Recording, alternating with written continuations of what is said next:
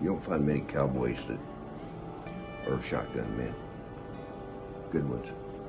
I think I'm a good one. Try to be. Hi everybody. Oh, I was able to get out of the saddle shop today and do a little pheasant hunting. And I managed to get a couple of roosters with my 16 gauge.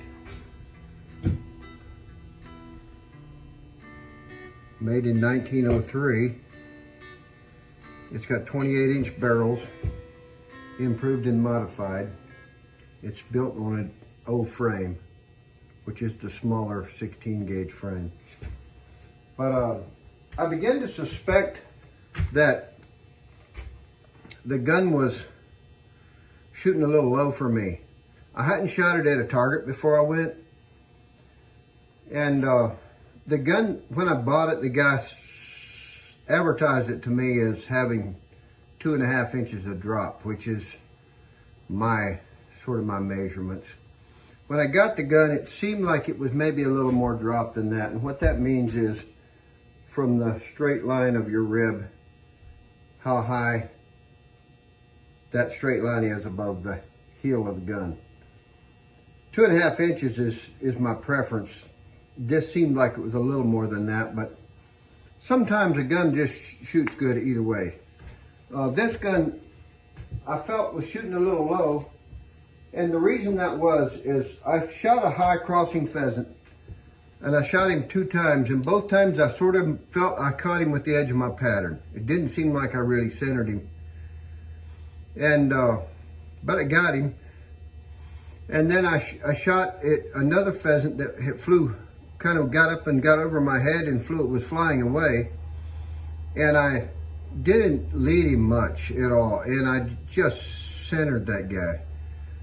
So that tells me that maybe the gun was shooting a little bit low, so it kind of gave me an advantage when he was going away from me that way. He was above me and going away. So I brought the gun home and I measured the stock, and it's 2 3/4 inches of drop. Now I could live with that, but I don't really want to. And I've taken some pictures of my pattern that I took out just now, and I shot it at 30 yards.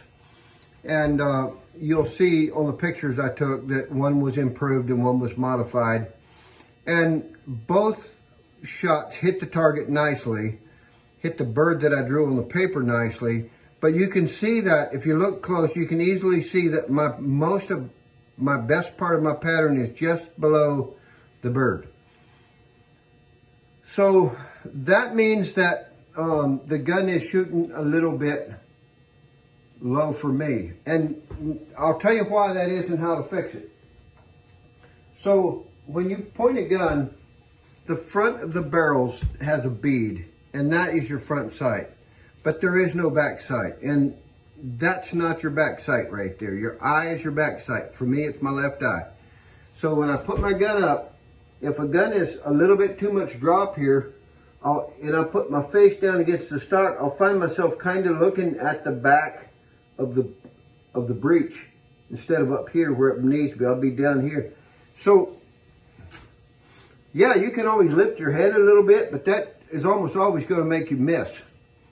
So we don't recommend that. I sure don't. I recommend that you get your comb height right. Well, this is a pretty special old gun to me, and I'm not going to alter the stock. It's not cast either way, so I can get away with that. But the comb is too low for me. So here's how I'm going to fix it. So I made a comb razor. It's 1/4 inch thick. I made it out of leather.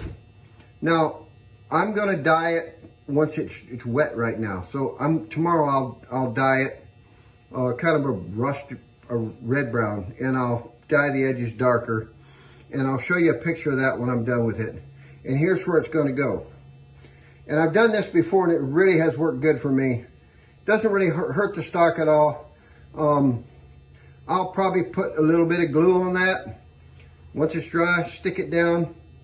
If I ever need it off of there, want to sell the gun or get rid of the gun or hand it down to my grandson and he doesn't want it on there, then it's easy to pop off. You might have to sand the stock out a little bit with the steel wool to get a little of the glue off, but it's easy. I've done it a bunch. So now I have this comb razor. So now when my face comes down against that, the right amount of pressure is perfect. My face is right, my eye is coming right across here. And what I'll do before we send this video out, I'll try to take a couple shots with this, with the comb razor on it. And I'll show you how much better it shoots that way. Because in the moment, when a bird's flushing and you're having to hustle, you don't have time to think about, oh, I gotta raise my head, I gotta get my eye right. The gun has to fit, so that you don't have to look at your gun. You just look at your target, swing through, and pull the trigger. And if you want to be a great shot, that's how you're going to do it. You can get by. You can shoot a shotgun, without doing that. But I can tell you, you're never going to be a great shot, and you're not going to shoot it well. You're not going to shoot any gun well if it doesn't fit you. So what happens is a lot of people will go through quite a few shotguns, and I went down that road too, trying to find something that fits you, or you can make the gun you have fit you. And sometimes I have to bend the stock. On this gun I won't, but I often do. If it's a gun that isn't a real high value collector gun, I'll bend the stock and get it cast on for me or off for a right-handed guy. Anyways, I'll show you the rest later on. Okay, so I want to show you this comb razor real quick. Here's how I did it. I'll get it dry, I'll dye it, and dye the edges a little bit darker. And then the edges of this are skived really thin, but you can see that the top, I made it out of a really thick piece of leather, so it's 1/4 inch thick. And then on the inside, I put 3 deep grooves so that it helps it to bend make that sharp bend that it has to make to get itself wrapped around the top of that stock nice. So especially the left side has to be really thin, because you don't want something pushing your face away from the gun. You just want basically you're trying to gain some height here.